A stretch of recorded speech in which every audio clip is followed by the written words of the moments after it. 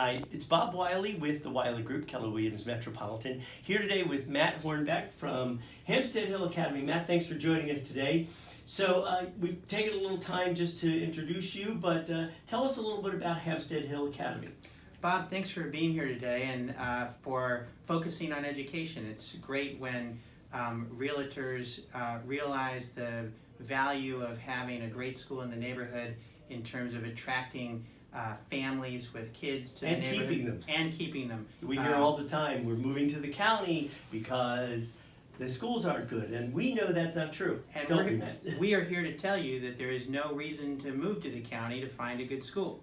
Hampstead Hill Academy is in fact one of the best schools in the state, and we are the only 5-star school in Baltimore City, and we are one of only 219 5-star schools in the whole state. That's a new star system that the state uses this year to rate schools. More than test scores and more than attendance and more than all of the great places that our boys and girls end up going to high school and college is the sense of community, the sense of joy that kids have coming to school here. We are very good at academics. We're very good at having moving kids from learning to read to reading to learn. But the things that many schools and many families think of as extra are really standard here. So physical education, recess, drama, environmental science. We even have a cooking class. We have an organic garden, orchestra, band. All of these things that kind of feed the soul are really part of our work, and why we have a role to play in keeping families in Baltimore City. This is, as you know, a wonderful neighborhood in Baltimore City. It is not only walkable with some of the best restaurants in the whole region, but we've got this beautiful, huge park right across the street here, Patterson Park, and we take advantage of it as due to our proximity.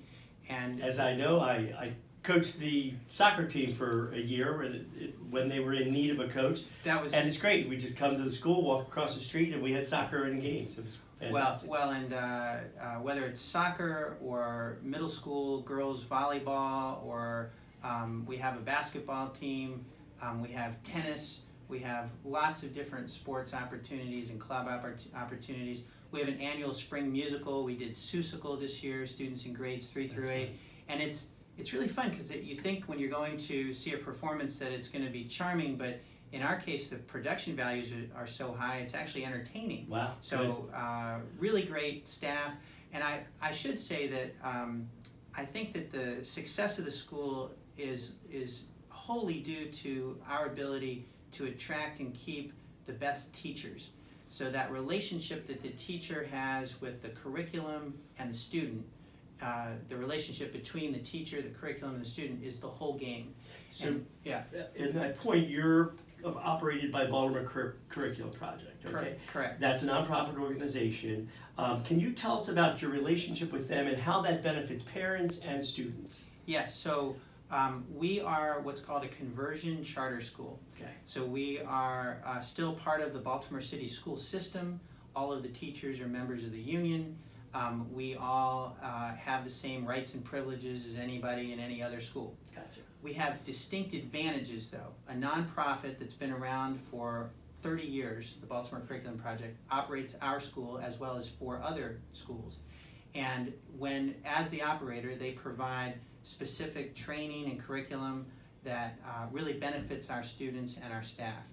We get to choose who we hire, we get to choose our curriculum, and our budget doesn't revert back to the school district You every have spring. control over your own budget. We have control year to year over our budget. Right. So that's really important because you get to see firsthand what needs attention and what doesn't, what can be adjusted. Yes, absolutely. And so if one of the sports teams needs uniforms, we can pay for that. If we need textbooks ordered for 7th grade novel study, we can do that. We are able to manage our money in ways that other schools are not afforded that opportunity. So tell us about the admission process for the school. So if a parent wants to send their child here, what's the requirement? So you can log on to www.hha47.org and find our pre-registration form. Okay. You can also come to the main office at 500 South Linwood Avenue, 21224, and ask for the school secretary, and she can give you a hard copy of this pre-registration form. And that pre-registration form is if you live outside of our attendance area. Okay, so that's important. If you live inside our attendance area, which is roughly from Broadway to Haven and Eastern to Boston, Okay. then you have an automatic It's a admit. pretty simple geographic boundary. And it's actually this side of Broadway and this side of Haven Right. and this side of Eastern and this side of Boston. So if you're on the far side of those streets, you are not us. You're not zoned to Hampstead Hill. But if you're within that area, you should still confirm before renting or buying a home. Confirm with the school in writing, and I'd be happy to do that on an email. Principalhornbeck@gmail.com is my email. Be happy to let anyone know whether an address is in zone or not. Perfect. If your child is going to be 5 by September 1st and going to enter kindergarten, and you live in zone, then all you need to do is bring 2 current proofs of residence. Okay. Could be a lease agreement, mortgage agreement, BG&E bill, water bill, in your name, and the birth certificate for the child, as well as the immunization record. And then we have some forms here. There's a form your physician fills out, some registration forms. The normal stuff. Pretty simple. Right. If you live outside of the attendance area, then you fill out the pre-registration form, and we hold a public lottery in our library in February each year. Okay. And on that pre-registration form, it says the date of that lottery. And there are usually about 60 people trying to get into kindergarten, and usually about 15 by that time of the year trying to get into the other grades. 6th grade goes back up to maybe 30 or 40. And so we pull just one name or no names out of the hat in February. So there's only 6 or 7 people out of about 80 or 90 people that are in the lottery each February who are able to get a spot. Gotcha. So For the following school. for the following school year. Right. The guaranteed way is to rent or own inside the zone. But if there is this lottery, and then once you're in the school, if you have an incoming sibling for kindergarten, then it doesn't matter whether you're in zone or out of zone. They automatically get in. We try to keep families together. Together, that makes sense. And then the lottery, the names for the lottery get put on the wait list in the order they come out. Gotcha. And then if you come visit the school and you fill out a pre-registration form after February, your name just gets added to the bottom of the wait list. Right. So it's much more of an advantage to come fill out the pre-registration form if you live just outside of the zone or somewhere else in the city before the lottery. Gotcha. Because you'll be higher on the wait list. Then that wait list grows to about 200 people by August, and we look at possibly 15 or 20 families coming off of the wait list total. The only reason we take anybody off the wait list is because, unfortunately, we have to keep our numbers relatively stable and high because of funding issues. We want to keep our high level of programming, Right. and the school's budget is built on per pupil funding. And so in order to have the money in the programming, we have to have the kids. And so class size is roughly between 25 and 30 kids in each of the 29 homerooms. In pre-K through 1st grade, there are 2 full-time staff members in every homeroom. Right. So it's more like a 12 or 15 to 1 ratio. And then in 2nd through 4th grade, we actually work with mentors and retirees through a program called Experience Corps, who spend at least 15 hours a week in the classroom. Wow. tutoring and helping out. Different areas. So there's a lot of extra staff in the building, and we have great programming. And if I know anything about supply and demand, that says that you certainly have something that's in demand here. I think that good schools, I mean, when families trust us with the most important thing in their lives for 7 hours every day, you've got to be able to deliver. Yeah. And so we are very serious about threshold issues of safety and cleanliness and kindness, but then certainly We want the test scores to be, reasonable and high, and we like the 5-star rating.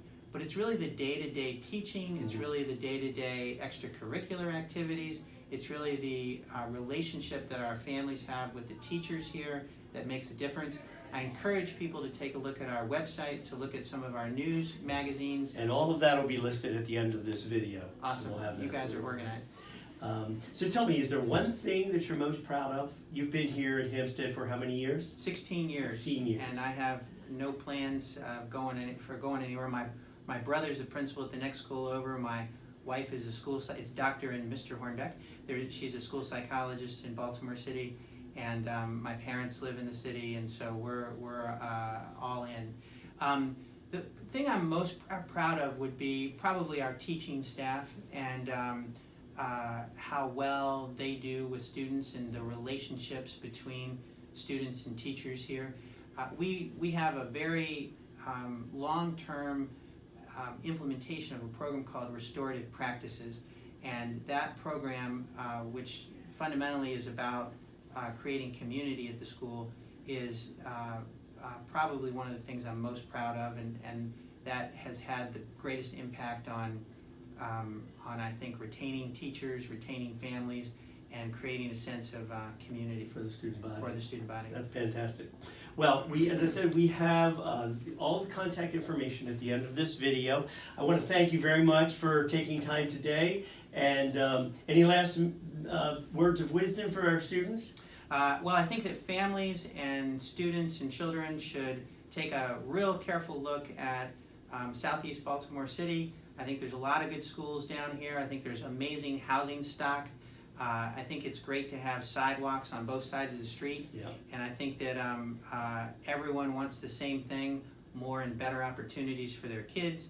And we are about delivering on that every day. So, Thanks very much, Matt. thank you, Appreciate Bob, it. for coming to talk to us. Appreciate it. Yeah, thanks a lot. Thanks very much. Take care now.